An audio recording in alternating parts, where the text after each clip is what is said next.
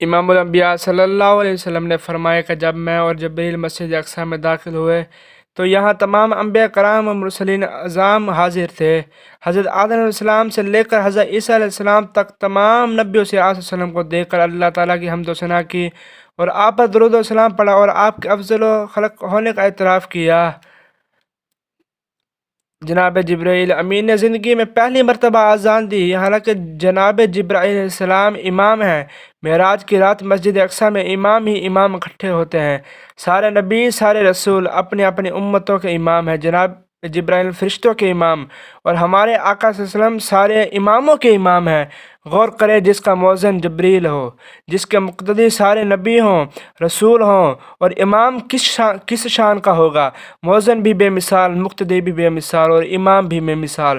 حضور اسلام سارے پیغمبروں میں رونق افروز ہیں۔ مسلح امامت خالی ہے۔ جبرائیل علیہ السلام نے عرض کی، آقا مسلح آپ کا انتظار کر رہا ہے، آپ مسلح پر رونق افروز ہوئے۔ بڑے بڑے عظیم رسول تھے، ان سب کی موجودگی میں محبوب پاک کو امام بنایا گیا۔ اس میں راز یہ تھا کہ اگر آدم علیہ السلام اور ابراہیم علیہ السلام امام بنتے تو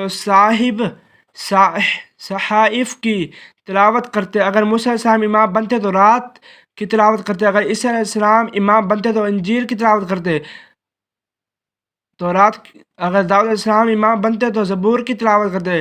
جس نبی پر جو کتاب نازل ہوئی وہ اسی کی تلاوت کرتا، لیکن قرآن پاک اس شان سے نازل ہوا کہ پہلے تمام کتابوں کے حکم منسوخ اور ان کی تلاوتیں بھی منسوخ۔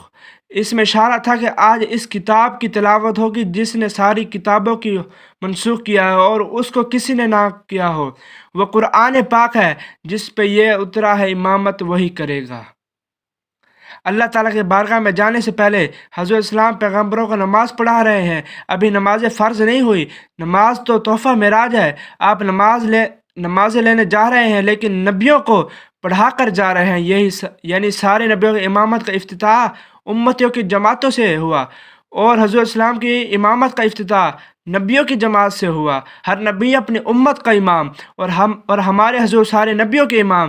سبحان اللہ، سارے نبیوں کے بعد تشریف لانے والے آج سارے نبیوں کے آگے تشریف فرما ہے۔